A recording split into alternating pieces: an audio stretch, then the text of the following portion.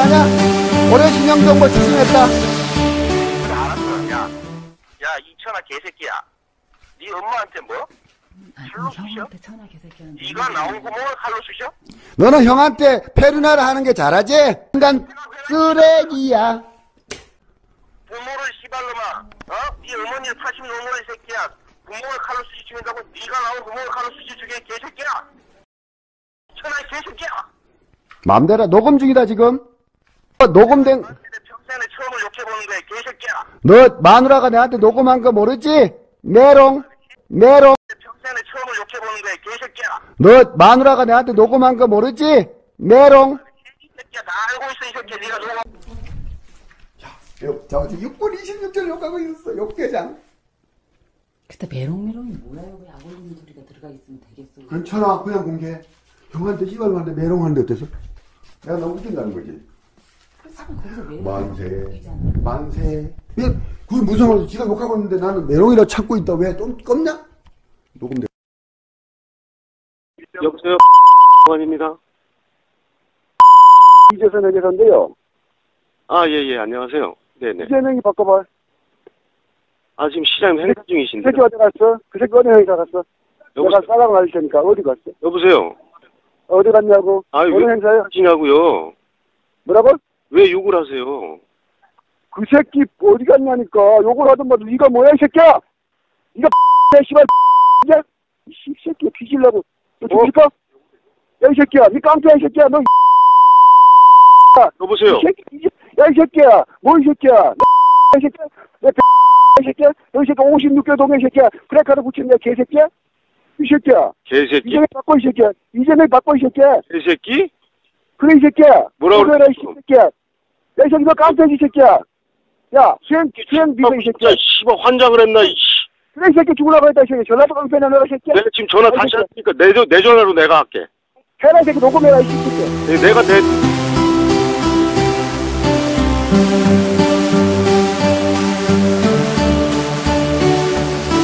Come on, yo!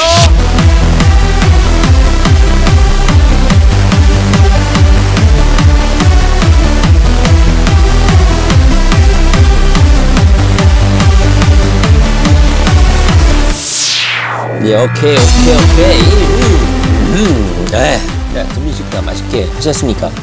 자, 영상 앞에 그 이재명 도지사의 그 형님의 그 패륜적인 욕설과 이재명 도지사가 처음으로 욕설을 했다는 거죠. 평소에는 욕설을 안 했는데 이재명 그 어머니의 그 패륜적 욕설에 대해서 열이 받아가지고 그 형님하고의 말다툼한 것을 계획적으로 녹취해서 이것을 개나라당에게 유출을 한 것이 발단이 됐죠. 한번 들어보시면 옆에 박인복 씨가 쫑알쫑알 대고 있고, 특히나 녹취가 끝나고 나서 얘네들이 녹취의 성공을 자축하는 듯한 이런 멘트들, 그 다음에 무슨 말을 조심했어야 하지 않냐 하는 박인복 씨의 멘트가 들어있죠. 한번 자세히 들어보시면 다 이렇게 이재명을 공격하기 위해서 수단과 방법을 가리지 않는 이런 모습을 많이 보였죠. 이런 차원에서 이번 9차 재판인가요? 여기에서도 박인복 씨의 증언은 우리가 알고 있었던 사실도 있었지만 밝혀지지 않는 사실도 많이 증언으로 이루어진 것 같습니다. 제가 빨리 5분 안으로 끝내려고 하다 보니까 뭐 틀린 사실도 있고 말이 좀 버벅대기도 할 것인데 가려서 들으시면 될 것 같습니다.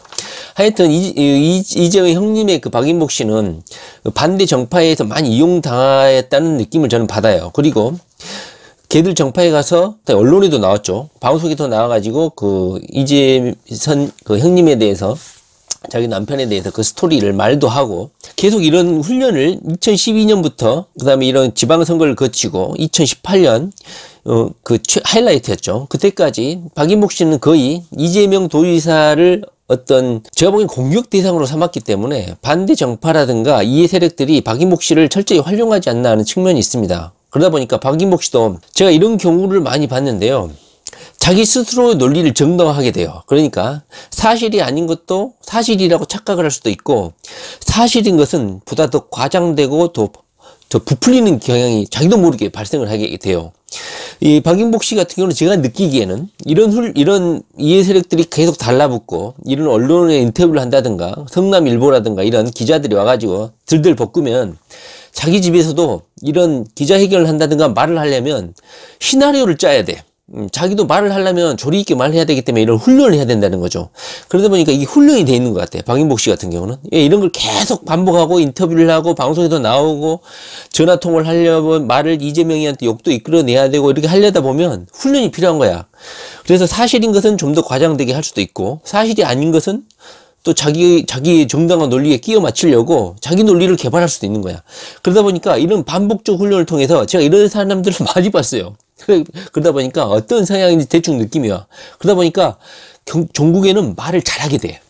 이런 자기 남편과의 관계, 이재명과의 관계, 한나라당에게 듣기 좋게끔 또는 반대 이해 세력들이 와가지고 인터뷰를 하거나 할 때 조리 있게 말을 잘하게 되는 거야. 왜? 훈련을 충분히 했으니까. 자기 스스로도 집에서도 인터뷰를 한다는데 준비를 하겠지 당연히. 그러다 보니까 어느 날 구척 정판에서도 말을 청산 유수처럼 말을 잘했다 하는 거 아닙니까? 저는 이해해요. 당연히 얼마나 뇌리 쪽으로 머릿속으로 말을 생각하고 고민을 많이 했겠어요. 당연히 말을 잘했겠죠. 그러다 보니까 우리가 이상했죠. 제가 저번 동영상에서도 이재명에게 치명적인 증언을 할 것이다. 당연히 많이 했죠. 그러나 뭐 색다른 증언은 없었어요. 이 방송에서 이미 다 알려졌고 귀가 닳도록 수없이 들었던 박인복 씨의 발언이었죠. 그다음에 이재 선생님의 그 딸 그 멘트도 이미 다 듣고 있었고 김혜경 여사님과의 그 통화 내용도 뭐 자기가 그것을 협박으로 뭐 들었다. 아이고, 장꼬대 하면서 그렇게 실실 쪼개는 듯한 답변이 무슨 겁을 먹은 목소리입니까? 왜 거짓말을 하세요? 따님님, 그러시면 안 돼요. 그 목소리 들으면 아죠? 잠꼬대 뜨륵뜨륵 하면서 슬슬 요두하는 듯한 긁는 거. 그게 무슨 겁먹은 목소리입니까? 이 조카님? 그건 아니죠. 자, 정직할 필요가 있습니다. 제가 보기에는 박인복 씨나 이재선 형님의 녹취를 영상 앞에도 틀어줬지만 살살 메롱메롱 하면서 욕설을 유도하죠. 똑같은 거야. 자식이나 뭐나. 제가 보기에는 그렇게 생각해요. 악질적이라고 생각해요. 악의적이다. 자, 박인복 씨가 했던 말들은 이미 재판에서 충분히, 그 다음에 언론에서, 기자회견에서, 신문기사에서 귀가 닳도록, 눈이 닳도록 봤던 내용이기 때문에 새로운 것은 없었어요. 그러나, 오히려 우리가 새롭게 알게 된 사실들이 몇 가지 있었죠. 첫째는 뭐였냐면, 박인복 씨가 8살 때 딸이 있었는데, 딸이 사망했었다. 이런 사실을 우리가 법정에서 알게 됐죠. 이 재판 진행 상황 중에. 그러니까 박인복 씨도 이런 성격이 예전에는 이재명 씨를 소개시키고 김혜경 씨를 소개시키고 즉 8살 딸이 있었는데 8살 딸이 사망을 했다는 거야. 우리는 그걸 모르고 있었죠. 그러다 보니까 원래는 박인복 씨도 상당히 성격이 좋은 사람이었다는 거지. 그리고 김혜경 씨를 이재명 도지사한테 소개시켜준 사람도 제가 알기로는 언론 인터뷰로 제가 듣기로는 박인복 씨가 김혜경 씨를 소개시켜줬다는 거야. 그러다 보니까 김혜경 씨나 박인복 씨가 사이가 좋고 다들 이렇게 소개를 시켜줄 정도의 이런 사이였던 거야. 그런데 왜 갑자기 박인복 씨가 이렇게 성격이 변했을까? 왜 이재선 씨가 성격이 변했을까? 그게 참 미스터리죠.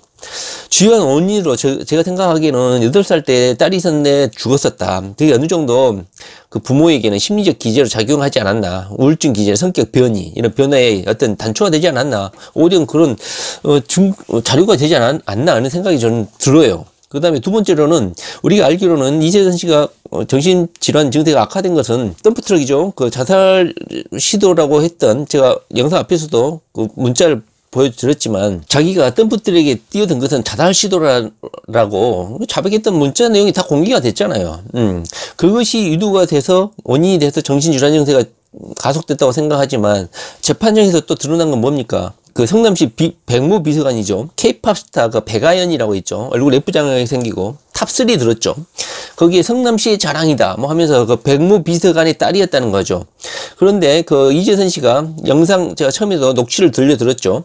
거기 보면 이재선 씨가 백모 비서관에게 엄청난 욕을 하고 개새끼 소새끼 연병을 하죠. 그러다 보니까 백모 비서관이 한 차례 전화통화를 했는지 몇 차례 했는지 모르겠지만 백아연이라는 백모 비서관의 딸에 대해서 협박을 하고 욕설을 하고 딸을 모욕을 주니까 이 백모 비서관이 이재선 씨에게 욕을 했다는 거죠. 그래서 이 다툼이 심했는데, 자, 여러분들 입장 바꿔 생각해 보세요. 자기 아끼는 딸 바보죠, 대부분. 그런데 그 딸이, 여기 K-팝 스타에 나와서 전 국민이 그때, 지금 나이 드신 분들이 많이 이 영상을 보시는 것 같은데요. 나이 젊으신 분들은 크게 그때, 종편인가 MBC인가 모르겠는데, 하여튼간, 엄청나게 큰 인기를 얻었고 그 지역의 자랑이었어요. 지역의 명물이었고 그 다음에 동문이라든가 팬클럽도 창단이 돼가지고 현수막도 제작하고 엄청나게 인기가 있었죠. AR에서 투표도 받았고 그러다 보니까 이재명 성남시장도 막 백아연 성남시의 자랑 성남시의 딸 하면서 적극적으로 홍보를 했죠. 그런데 하필이면 비서관이야. 이것도 참 인연이 참 희한한 거죠. 그런데 이 배가연이 무슨 골수암인가요? 이 암에 걸려가지고 그것을 극복해가지고 탑3에 들었단 말이야. 그런 어려운 자기 병마를 이겨내고 성공한 스토리를 하니까 성남시에서도 잘하고 지역의 자랑 아니겠어요? 그러니까 현수막도 뭐 시 차원에서 제작을 했는지 모르겠지만 성남시 그렇게 광고도 하고 자랑이라고 하죠. 우리가 고시 합격하거나 누군가 지역에서 유명하거나 누가 큰일 훌륭한 일 해내면 현수막 거는 거 당연히 하는 거예요. 동네 이장님이 뭐 시골 입구에 현수막 거는 거하고 똑같은 거예요. 이것을 했다고 이재선 씨가 그 전화를 해가지고 욕을 죽으라고 한 거야. 그러니까 딸에 대해서 협박을 하니까 눈이 뒤집힌 거지. 병모 비서관이. 그러니까 따로 개인 전화기로 전화해가지고 이재선 씨하고 욕설 드립이 있었다는 거죠. 근데 거기에서 겁을 많이 먹었다. 똑같은 거야. 이재선 형님이 이재명 그 엄마한테 필연적인 욕설을 한 거나, 그 백무 비서관 딸한테 그런 안 좋은 욕을 하거나, 그 비서관한테 욕설을 하는 건 스스로 그 욕을 불러들이는 거야. 이것이 정신질환 행태죠. 걔나 소나 그냥 다 달라붙어서 욕설을 하는 거야. 그 전화 소리 들어보세요. 차분하게 이야기하고 민원을 제기하려고 했으면 민원을 제기하면 되는 거야. 그런데 욕설을 왜 하냐고. 이게 정신질환이 내가 보기에는 상식적인 사람이 봐도 이상한 것 같아요. 그래서 이런 트러블이 있으면서 백무비서관이 어떤 욕을 심한 욕을 한 것 같아요. 뭐 척추를 부러뜨리니 나는 자, 제가 백무비서관이라면 이재선 씨 거의 죽였죠. 자식을 뜬금없이 욕을 한다던가 이거 협박을 당한다 그러면 가만히 있으면 안 되죠. 이게 비정상인 거야. 제 3자가 봤을 때는 뭐 참으라 마라 이렇게 개소리 하는데요. 그런 가식적인 소리 하지 마. 자기 자식이 협박받고 욕 얻어먹고 개소리 욕 듣는다. 그럼 죽여버려야지. 왜 참어? 뭐 법치국가니까 뭐 참아야겠지. 합리적으로 해야겠지. 그러나 욕 들어먹고 그냥 공자 맹자처럼 참고 있는 거 그건 바보는 부모야 뭐야. 자식이 그렇게 욕 얻어먹는데. 그럼 똑같은 거야. 이재명 형님 편집 말 듣는데 이재명 조사가 처음으로 욕을 했다는 거 아닙니까? 심하게. 근데 그걸 녹음 편집해가지고 개나라당에 유출하고 하는 거 아닙니까? 부모가 욕 얻어먹고 욕 존나 해야지. 같이 안 하는 게 병신인 거야. 부모를 욕하고 자식이 욕 얻어먹는데 욕을 안 해? 죽여버려야지. 자, 착한 척 하지 마세요. 자, 그래서 박인복 씨가 진술할 때 이재명 도지사가 법정에 퇴정을 했죠. 대면을 하진 않았고. 그 박인복 씨가 신이 나서 이제 진술을 한 거죠. 그러면서 뭐, 뻔한 거죠. 우리가 다 알고 있는 내용입니다. 자신의 남편은 이 지사가 성남시장이었던 2012년까지는 책임감을 가지고 가정을 이끌었던 사람이며 자신이 사랑했대. 단 한 번도 남에게 해를 끼치지 않고 정말 사랑스러운 남편이었다는 거야. 오디션 프로그램에 백모 비서관이 그 딸 홍보하는 혼수말을 걸으니까 이재선 씨가 거기에 욕을 했다는 거죠. 그러니까 변호인 측에서는 이재선 씨가 2012년 5월 달에 통화를 하면서 성남시청에다가 이렇게 홍보 연수막을 게재하니까 너 딸 공영방송국에 출연 못하게 하겠다 이렇게 협박을 시도했고, 뭐 메롱, 땡큐, 아리가또 이런 욕설을 부르는 이런 조롱을 했다는 거죠. 협박을 하고 계속 조롱하고 놀렸으니까 백목 비서관이 열받아가지고 개인 휴대폰으로 전화해가지고 서로 욕설이 오고 간 거 아닙니까? 이재선 형님의 그 이재명하고 통화하는 것도 들어보세요. 제가 앞에 영상을 올렸지만 음성을 메롱, 서새끼, 개새끼 둘이 치밀하게 준비하고 욕을 유도하고 있잖아요. 그러면서 뭐 부모님한테 욕한 것도 전혀 반성을 하지 않고 잘한 것처럼 말을 하고 있잖아요. 아주 이거 제가 보기에는 팬은 맞아요. 부정하지 마세요. 그리고 박인복 씨도 옹호하지 마세요. 미친 행동 맞아요, 이게. 부모를 그렇게 하면서 뭐도 잘났다고 지금 계속 욕설을 유도하고 있는 게 이게 잘한 행동입니까? 하여튼 법정 현장에서는 이런 두 가지가 이 백모 비서관의 이런 뭐 척추를 부러뜨리니 뭐 심한 이런 욕설을 먹고 극심한 스트레스를 받아가지고 정신질환 증세가 뭐 생긴 것 같다. 뭐 트럭 때문에 뭐 후유증이라고 검찰 측에서는 말했는데 갑자기 또 백모 비서관 핑계를 좀 댔었죠. 그 다음에 뭐 가장 결정적인 건 이거예요. 판사가 부곡 정신병원에 입원한 거에 대해서 자 궁금하지 않습니까 여러분들도? 자 지금 제가 두서없이 계속 말을 하고 있는데 너무 빨리 말을 하다 보니까 재판부가 이렇게 질문을 했다는 거야. 자 성남시 사람이야, 용인 사람이야. 그런데 왜 용인의 병원에 입원을 하지 않고 경상도 저 끝터리 남도 끝에 부곡 정신병원에다가 남편을 입원했냐? 왜 했냐? 재판장이 박인복 씨한테 물어봤다는 거 아니에요. 자 이거 참 미스테리하지 않았습니까? 저도 항상 이 생각을 했었어요. 경기도 사람이 왜 경상도까지 내려가가지고 입원을 시켰지? 이게 미스테리 아닙니까? 재판부 재판장이 상당히 이 날카로운 질문을 했다는 거야. 경기도에 입원을 해야지 왜 경상도까지 내려갔냐? 혹시 2012년도까지 일었던 정신질환 증세에 대한 그 형님이나 가족들이 계속 입원을 권유하고 있고 정신질환에 대해 의심을 제시하니까 혹시 이것을 숨기려고 경기도에서 멀리 떨어진 경상도 부곡병원까지 입원시킨 게 아니냐 하고 박인복 씨한테 질문을 한 거야. 그러니까 박인복 씨가 뜨끔했겠죠. 합당한 이유는 말을 못했던 것 같아요. 뭐 아니면 뭐 지금 밝혀지진 않았는데요. 저는 재판장이 이런 질문을 했다는 것 자체가 상당히 박인복 씨가 일을 하는 거에서 불신을 나타내는 게 아닌가 하는 생각을 합니다. 여러분들도 한번 상식적으로 생각해 보세요. 경기도 사람이 왜 경상도까지 내려갑니까? 그러면서 그 딸은 이렇게 말을 했다는 거예요. 2013년 11월에 부곡병원에 입원시킬 때 이재명 도지사가 한 번도 면회를 오거나 안부를 전해온 적이 없었다. 이렇게 진술했다는 거야. 제가 알기로는 이재명 도지사가 이 부곡정신병원에 입원하게 된 사실을 전화를 갑자기 받았다는 거야. 박인복 씨 부부한테 막 걱정하면서. 그러니까 이재명 도지사가 헝겊지겁 부곡정신병원까지 직접 찾아갔다고 이재명 도지사가 의견을 밝힌 적을 제가 기사를 본 적이 있거든요. 이재명 지사가 안 내려갔다고요? 남편이 갑자기 이상하고 강제 입원을 하게 되니까 그 사전에 입원하기 절차에 전에 사전에 그 조사를 하죠. 면접 조사. 입원하게 된 가족 그 조사의 그 멘트들 그 기록들을 제가 영상 앞에 붙였죠. 이재선 씨의 그 증상에 대해서 박인복 씨가 진술한 내용도 다 나와 있어요. 제가 영상에 실어놨죠. 이것처럼 박인복 씨가 당황해가지고 이재선 씨한테 이재명이한테 연락을 했다고 이재명 도지사가 말한 적이 있거든요. 이재명 도지사가 직접 부곡정신병원까지 내려갔어요. 그런데 이 박인복 씨 딸은 뭐 이재명 도지사가 부곡병원에 한 번도 온 적이 없다. 이렇게 진술을 했다는 거야. 이거 위증죄 아닙니까? 자, 왜 이재명을 그렇게 싫어하면서 왜 이재명이한테 연락을 했습니까? 막상 이렇게 위기에 처하니까 겁나서 전화를 한 겁니까? 그리고 뭐 홍콩에 뭐 여행 가서도 난동을 부렸고 터키행을 셋이 갔는데 하도 이재선이가 폭행을 하니까 남편을 놔두고 박인복하고 딸이 놔둬버리고 복귀를 해버렸다. 귀국해버렸다. 이런 진술도 했다는 거 아닙니까? 법정에서. 자, 이 세상에 외국에 여행을 가가지고 가족이 이렇게 흩어져가지고 폭행을 당해가지고 남편을 두고 딸하고 부인만 이게 귀국하는 경우가 흔한 일입니까? 그만큼 이재선 씨 행동이 이상했다는 거죠. 사랑했으니까 외국에는 나갔겠죠. 그러나 사랑한 사람을 두고 왜 옵니까? 법정에서 이렇게 우리가 알지 못한 내용들이 증언이 몇 가지 있었죠. 그리고 뭐 공인회계사라든가 이런 협회에서는 이재선 씨의 이런 패륜적인 행동에 대해서 자격을 박탈해야 되느니 이런 논란이 있었죠. 징계를 해야 되느니 이런 논란이 있었고, 그리고 2012년 검찰 그 불기소 처분에서는 뭐 그 보호 감호 처분을 해야 된다. 한번 진단을 한번 받아볼 필요성이 있다 하면서 이재선 씨의 그 정신 상태에 대해서 그 검찰의 불기소 처분 이웃에 적시를 했지 않습니까? 제가 보기에는 2012년까지 계속 이재선 씨가 이상이 없었다. 그리고 2002년도라든가 뭐 식당에서 약 처방 받은 것은 그냥 수면제인 줄 알고 한번 처방 받았다. 자. 제가 봤을 때는 이런 멘트가 있잖아요. 박인복 씨 주변에 어떤 법률적 조언이라든가 주변의 그 이해 세력들이 법률적으로 문제가 안 되게끔 어떤 코칭을 받지 않았냐 그런 생각을 해요. 그러니까는 이 세상에 수면제를 받는데 이미 그리고 이 문자로 핸드폰 문자로 이미 이재선 씨가 자기가 정신조울증 약 처방 받았다고 자기 입으로 말을 한 녹취도 있고 다 했는데 박인복 씨는 왜 그 수면제라고 뻥을 칩니까? 이재선 씨 자기 입으로 녹취한 음성 녹취가 이미 다 만천하에 드러나 있지 않습니까?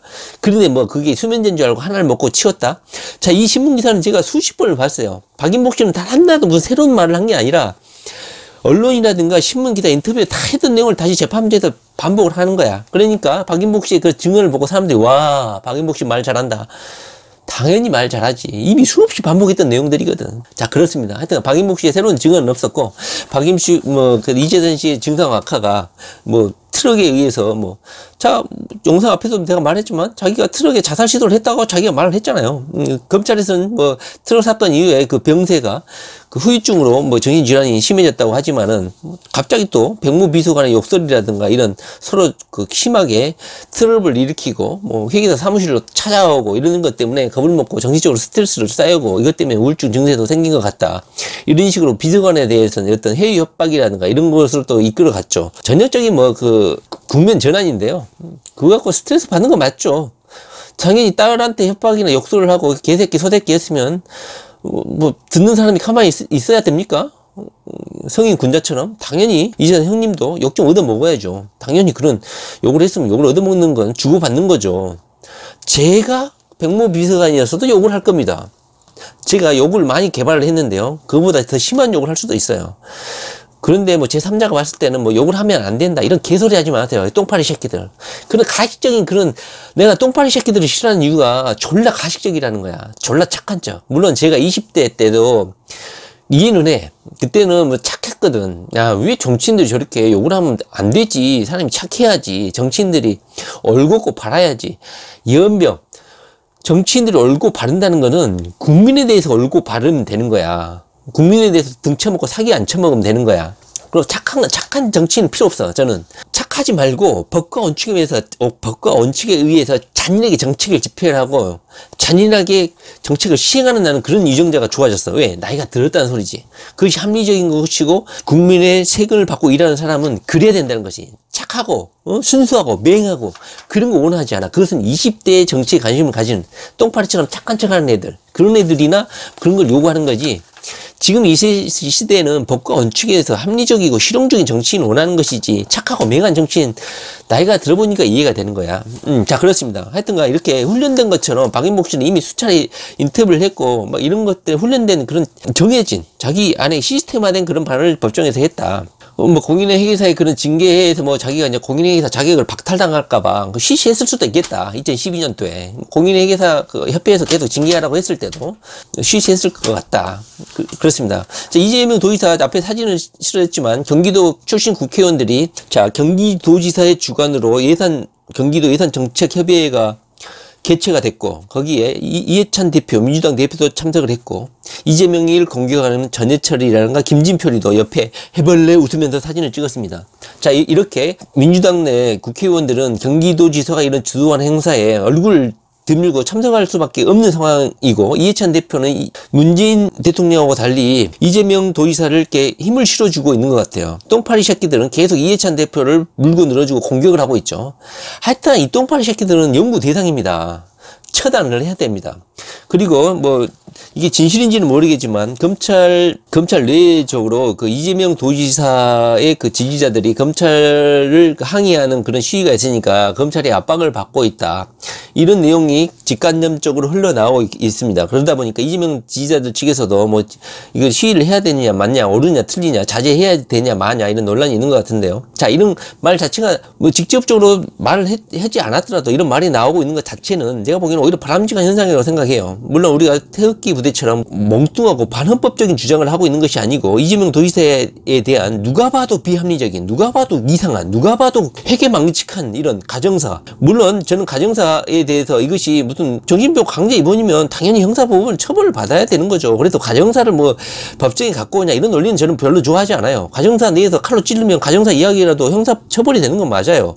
가정사 내에서도 누군가가 폭행을 하거나 엄마를 패는 쪽으로 하면 가정사 문제지만 당연히 형사적으로 처벌을 받아야 되죠. 가정사 내부에서 정신병자가 뭐 미미하고 정상이 있는데 뭐 재산 문제 다툼으로 해서 정신병을 강제 입이면 형사법은 처벌 맞아요.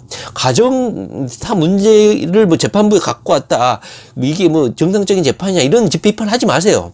가정 문제도 형사재판 대상 되는 거 맞아요. 그런데 이 이재명 재판은 누가 봐도 상식적이지 않은 재판을 하기 때문에 비판하는 거예요, 검찰을. 자, 검찰 측에서 이렇게 재판을 무리하게 기소하는 것은 검찰의 본연의 임무이기 때문에 비판할 것은 없어요. 그러나 검찰이 주장하는 이런 비합리적인 것이고 앞뒤가 안 맞고 갑자기 자기들이 입장을 번복하거나 이재명 도지사가 맞으니까 당황하면서 새로운 사실을 추가 기소한다든가 이런 어리버리하고 억지적인 모습 이런 걸 비판하는 건 당연한 거예요. 그러니까 우리 이재명 도지사가 지지자들이 검찰의 이런 행태에 대해서 비판하는 것은 매우 잘하는 것이다. 그리고 합리적인 것이다. 지금 개나라당 지지도가 30%를 해보겠죠. 그것이 태극기 부대 때문에 우경화 극심한 우경화 때문에 그런다고 뭐 비판하시는 분들도 있는데요. 자, 촛불 세력을 만회하고 촛불 세력을 다시 복원시키는 것은 이재명 도지사 지지자들 뿐인 것이에요. 이런 행동이라도 보여주니까 적폐 세력으로 지금 구성된 전해철 라인이라고 구성된 이 사법부들이 그나마 긴장하는 거예요. 이렇게라도 하지 않으면 이 적폐 세력들이 준동할 거예요.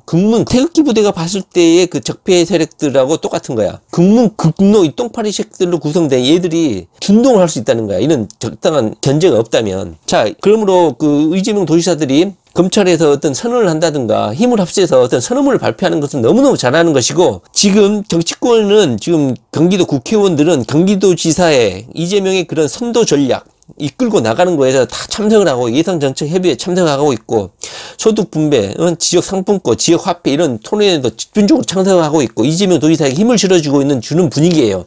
그렇기 때문에 재판부도 이런 분위기를 알 수 있도록 여러분들이 유튜브에서다 이런 SNS에서 적극적으로 이재명 도지사 이런 국회의원들과의 이런 합세된 40여 명이 넘죠. 이런 떼거리지의 배지들이 경기도 이재명 주도하에 이렇게 행동하는 것들을 홍보할 필요가 있습니다. 적극적으로 알려주십시오. 아셨죠? 그리고 검찰 앞에서 이렇게 집회를 하거나 행동을 보여주는 거. 자, 시간이, 먹고 사는 게 힘들기 때문에 못하는 거지. 시간 있으신 분들은 가서 좀 도와주시고, 특히 나이 드신, 지금 이 영상을 보시는 분들이 대부분이 40, 50대, 50대 이상이신 것 같아요.